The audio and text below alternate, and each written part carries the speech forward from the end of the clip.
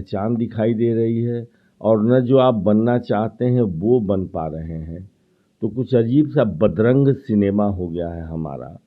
और इसके चलते हमारे घर की माँ बहनें जो हमारी किसी भी क्षेत्रीय भाषा की फिल्मों में के दर्शक अगर माँ बहनें नहीं होंगी, उस क्षेत्रीय भाषा की फिल्मों की तरक्की कभी नहीं हो सकती है। दूल्हा गंगा पार के, धरती मैया, गंगा किनारे मोरा गाँव, दगाबाज, बलमा, न जाने कितनी फिल्में 50 हफ्ते, 75 हफ्ते, 25 हफ्ते एक सिनेमा हॉल में चलती थी और महिला दर्शक जाती थी। लेकिन तब क्या था कि ये इलेक्ट्रॉनिक मीडिया नहीं था।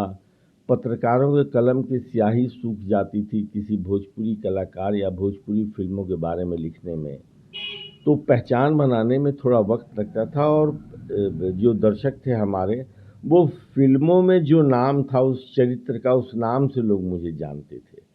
लेकिन गंगा किनारे मोरा गाँव की सफलता ने लोगों को बताया कि ये कुणाल नाम का एक कलाकार है जो फिल्मों का अभिनेता है। पार्टी के कद्दावर नेता हैं, कांग्रेस के कद्दावर चेहरे हैं, एक्टिव सक्रियता दिखाई नहीं दे रही।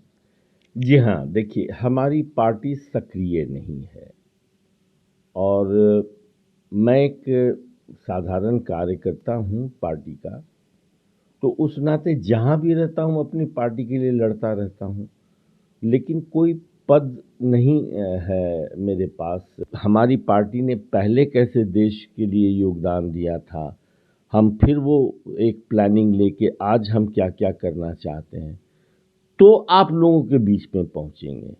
ये सिंबॉलिक कि आज हम यहाँ धरना बैठ गए, हमने एक कैंडल मार्च निकाल दिया, ये मेरी नज़र में ठीक वैसे ही है जैसे किसी की शादी की इनविटेशन में हम चले गए, हाजिरी लगा दी और चले आई है।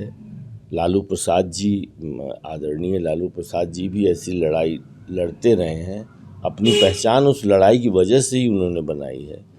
तो ऐसे हम लोग को इकट्ठे रहना होगा, लेकिन उस इकट्ठे होने में भी आप मेरा सम्मान करें, मैं आपका सम्मान करूं, वो भाव रखना बहुत जरूरी है। लालू जी ने जो कहा आपकी पार्टी के प्रभारी के लिए, हाँ, भक्तचरण दास के लिए, जी वैसे शब्द।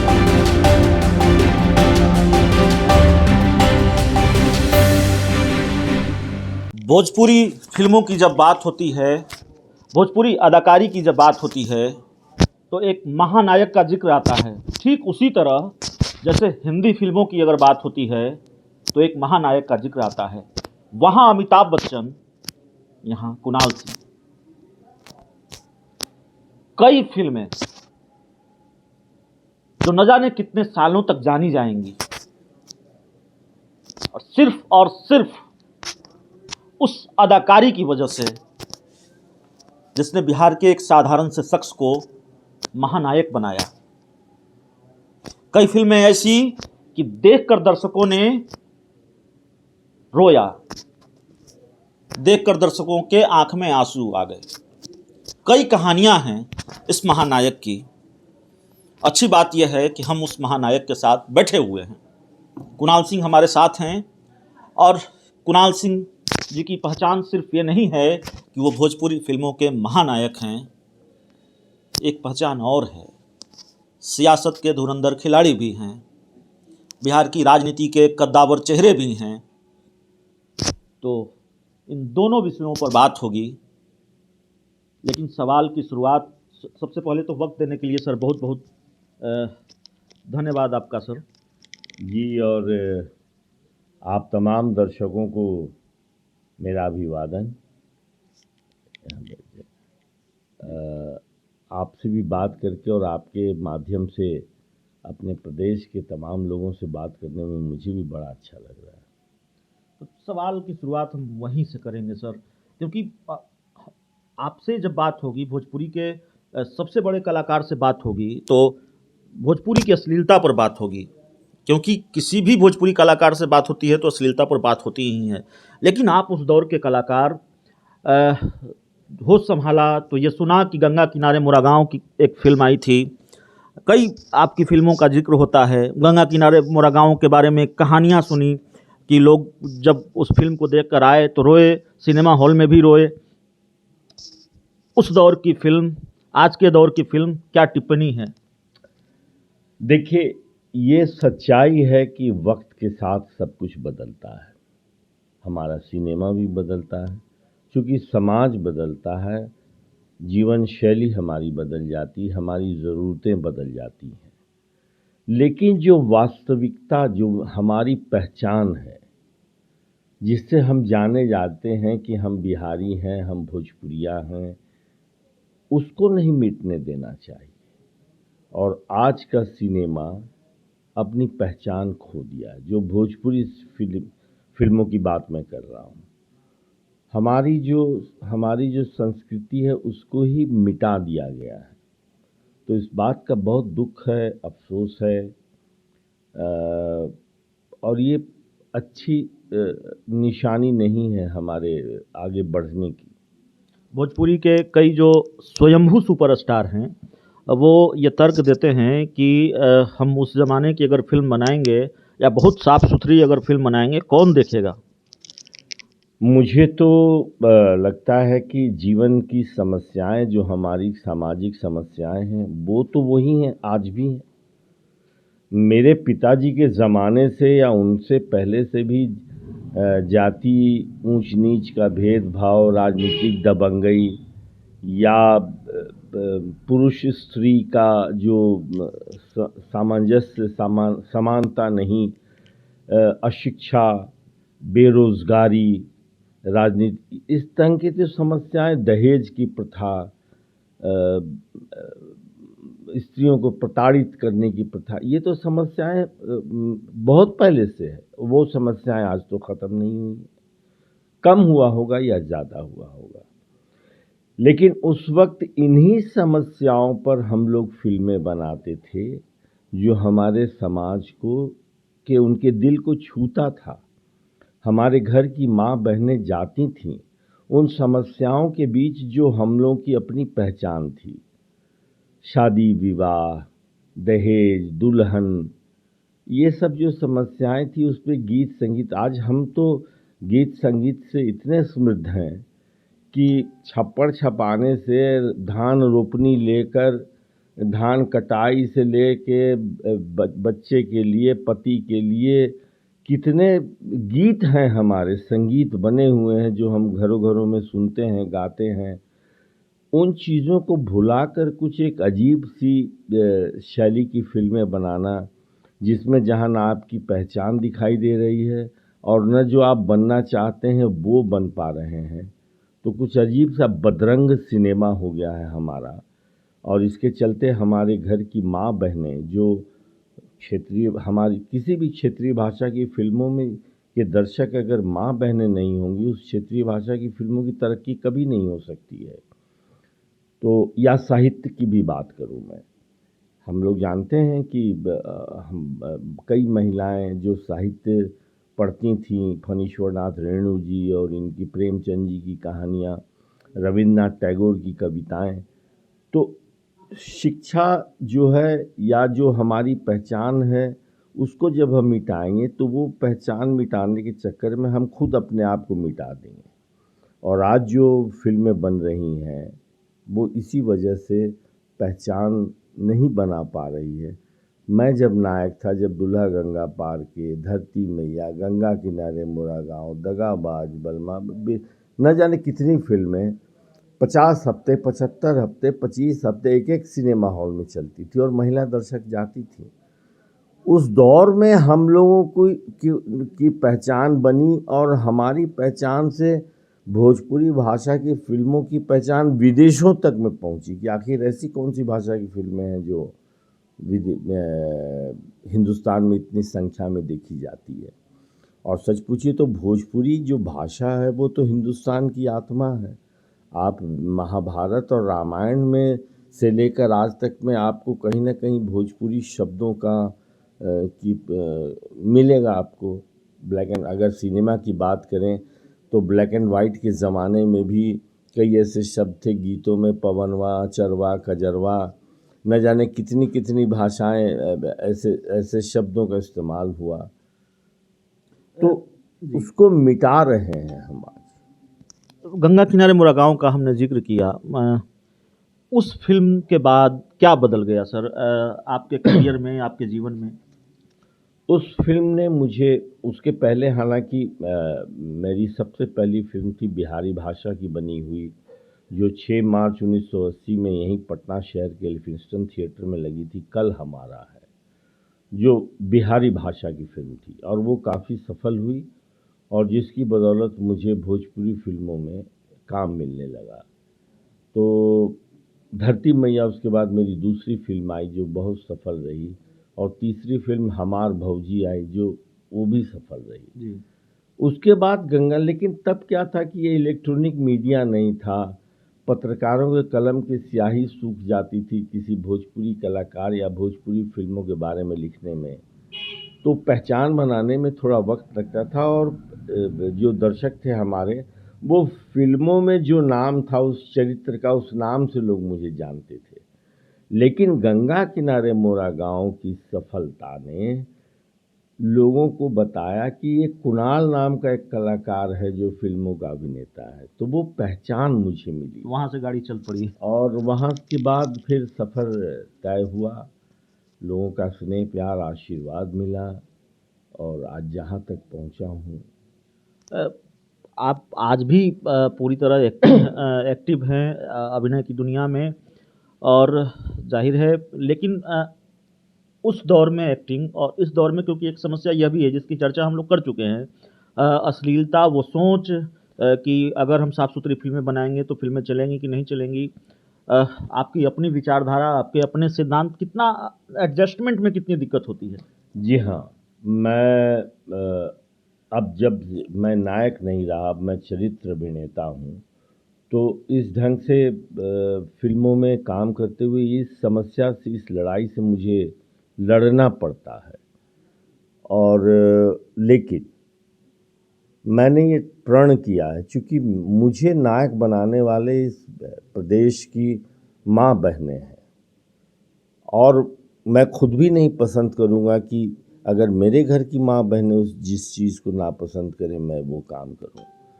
तो मैंने प्रण किया है कि मैं भूखे रह जाऊँगा लेकिन अश्लील फ़िल्मों में अभिनय नहीं करूँगा।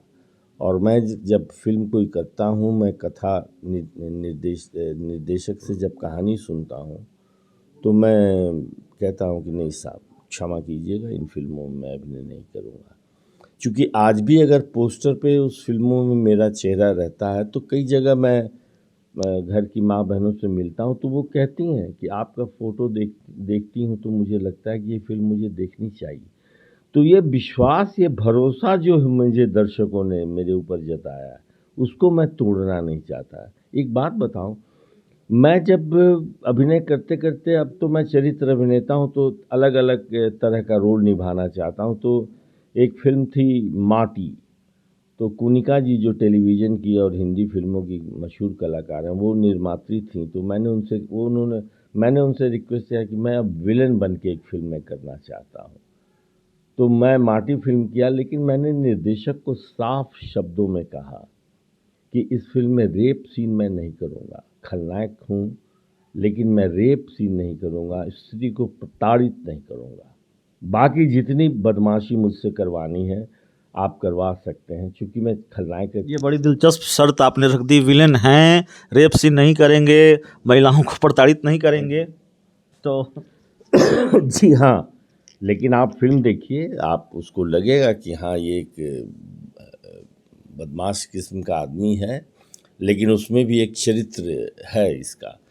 तो मेरे कहने का मतलब है कि पैसा ही सब कुछ नहीं, पैसा सब कुछ है, लेकिन सब कुछ वो ही नहीं है। और मेरे अंदर ये हिम्मत है कि मैं ना कर सकूं कि मैं इस फ़िल्म में काम नहीं करूंगा।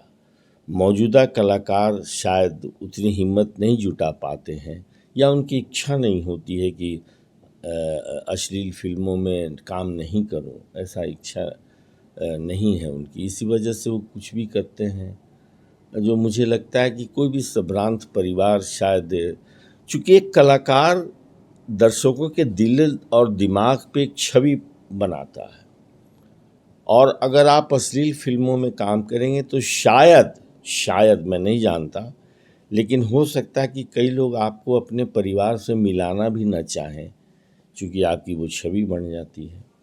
तो मैं इन चीज़ों में बड़ा अपने आप को उस ढंग से ले चलता हूँ जहाँ सबों का प्यार मिले, सबों को मैं अपना लगूं, सब मेरे अपने हों। राजनीति की ओर बढ़ते हैं। अगर मैं गलत हूं तो आप खारिज कर सकते हैं, लेकिन पार्टी के कद्दावर नेता हैं, कांग्रेस के कद्दावर चेहरे हैं, एक्टिव सक्रियता दिखाई नहीं दे रही। जी हाँ, देखिए हमारी पार्टी सक्रिय नहीं है और मैं एक साधारण कार्यकर्ता हूँ पार्टी का, तो उस नाते जहाँ भी रहता हूँ अपनी पार्टी के लिए लड़ता रहता हूँ, लेकिन कोई पद नहीं है मेरे पास जो हमारी पार्टी का, जिसके लिए मुझे यहाँ रह के उन चीज़ों को बखूबी निभाना है। जो वक्त होता है, जहाँ मेरी ज़रूरत होती है, मुझे आदेश होता है, तो मैं उस जगह पे ज़रूर हाज़िर होता हूँ। लेकिन आप हमको हर रोज़ नहीं देखेंगे, इसलिए कि हमारी पार्टी अभी कमज़ोर है। खैर ये तो दुनिया का दस्तूर है, आज कोई कमज़ोर होता है, कल कोई मज़बूत होता है, तो उसकी वजह से शायद आपको मैं दिखाई नहीं देता हूँ। लेकिन मैं पूरी तरह सक्रिय हूँ, एक मैं डिसिप्लिन कार्यकर्ता हूँ अपनी पार्टी का, और पार्टी जो मुझे जिम्मेदारी देती है उसको मैं निभाता हूँ। आपने कहा कि पार्टी में आपका कोई पद नहीं है। ऐसा तो नहीं है, बहुत आसानी से हम भी ये कह सकते हैं कि आप डिजर्व नहीं करते, लेकिन आप डिजर्व करते हैं। और पार्टी में अगर आपका कोई पद नहीं है तो हमारी डिक्शनरी में जो शब्द है वो शब्द ये है कि किनारे लगाने की कोशिश है। क्या मानते हैं किनारे लगाने की कोशिश है? देखिए, किनारे किसी के लगाने से कोई लगता नहीं है। बहुत लोगों ने मौजूदा प्रधानमंत्री को किनारे लगाना चाहा, लेकिन जनता अगर उनको पसंद करती है तो कोई किनारे लगा नहीं सकता। तमाम उदाहरण है कि हमारी सबसे मजबूत प्रधानमंत्री श्रीमती इंदिरा गांधी जी के समय एक नारा था कि इंदिरा हटाओ देश बचाओ, उससे इंदिरा जी हट तो नहीं है। तो वो किनारे नहीं, ठीक है, आपके सफ़र में रुकावट पैदा किया जा सकता है, लेकिन जब जनता चाहेगी कि नहीं मेरा प्रतिनिधि ऐसा ही होना चाहिए, तो आप प्लस माइनस करके कुछ समय तक के लिए उसे रोक सकते हैं। और मेरी आकांक्षा ये नहीं है कि कोई बहुत, मैं ये जानता हूँ, मैं एक राजनीतिक परिवार में जन्म लिया हूँ, मेरे पिताजी खुद राजनीति में रहे हैं, और बचपन से मैंने देखा है कि गरीबों की ज़िंदगी की समस्याएं क्या हैं, उनकी तकलीफ़ क्या है, कैसे हुनर होने के बावजूद एक गरीब लड़का बढ़ नहीं पाता है। और फिल्मों में जब मैं संघर्ष करने गया तो क्षमता रहने के बावजूद संघर्ष करना पड़ा, मैं बढ़ नहीं पा रहा था। तो जो देखा वो अपनी ज़िंदगी में भी मैंने पाया, किया। और उसके बाद जब भोजपुरी फिल्मों का अभिनेता बना तो मैं ज़्यादातर शूटिंग फिल्मों की गाँव में ही करता रहा। तो गाँव की जीवन शैली, उनकी समस्याएं, घर की माँ बहनों की समस्याएं, एक गरीब बाप की समस्या, उसके घर में अगर लड़की है तो वो कैसे जीता है, इनको बहुत नज़दीक से मैंने महसूस किया है। और मैं चाहता यही हूँ कि जिस प्रदेश ने अपना प्यार सम्मान दे के मेरी पहचान बनाई है, राजनीति में मैं जाके उन समस्याओं को कुछ हद तक दूर करना चाहूँगा। बिहार में 2 सीटों पर उपचुनाव हुए, पार्टी की जो स्थिति हुई वो आप जानते हैं, जो परिणाम आए, इन परिणामों को कैसे देखते हैं? और इन परिणामों के बाद किस तरह से पार्टी के लिए स्थिति कितनी चुनौतीपूर्ण है? देखिए, अगर दशरथ मांझी अपनी प्रेमिका से मिलने के पहाड़ तोड़ के रास्ता बना सकता है, तो एक ज़माना था जब हमारी कांग्रेस पार्टी पूरे देश में और प्रदेशों में सत्तारूढ़ थी। अगर हम ईमानदारी से मेहनत करें, हम अपनी पार्टी को खड़ा करें, तो हम फिर सत्ता में हम लोगों के बीच आ सकते हैं। आखिर इस देश को जब देश आज़ाद हुआ, आज हम एक घर बनाते हैं तो घर बनाने में कितना वक्त लगता है, तो जब देश आज़ाद हुआ तो तिनका तिनका जोड़ के इस देश का निर्माण हुआ। तो इस देश को एक शक्ल सूरत तो हमारी पार्टी ने ही दिया था, उसके कार्यकर्ताओं ने दिया था, जिसमें जनता का समर्थन था। तो हम फिर वैसे ही संघर्ष करें, लोगों के बीच जाएं, तो निश्चित रूप से हम उस मुकाम को हासिल कर सकते हैं। लेकिन उसके लिए हमें सड़क पर उतरना होगा और बहुत कम ऐसे, जैसे मैं चाहता हूं, मैंने अपने शीर्ष नेताओं से कहा है कि आप संघर्ष की लड़ाई में जहां मुझे कहेंगे, खाली ये चौक चौराहे पे मोमबत्ती लेके धरना पर बैठ गई, ये इसको मैं नहीं मानता हूं और इसलिए मैं शामिल भी नहीं होना चाहता। लेकिन अगर आप गांव-गांव चलिए, खेत में चलिए, आप लोगों के बीच में बैठिए, समस्याओं को उनकी सुनिए, समझाइए। आप, हमारी पार्टी ने पहले कैसे देश के लिए योगदान दिया था, हम फिर वो एक प्लानिंग लेके आज हम क्या-क्या करना चाहते हैं, तो आप लोगों के बीच में पहुंचेंगे। ये सिंबॉलिक कि आज हम यहाँ धरना बैठ गए, हमने एक कैंडल मार्च निकाल दिया, ये मेरी नज़र में ठीक वैसे ही है जैसे किसी की शादी की इनविटेशन में हम चले गए, हाजिरी लगा दी और चले आए। आरजेडी के साथ गठबंधन टूटने पर आपकी राय?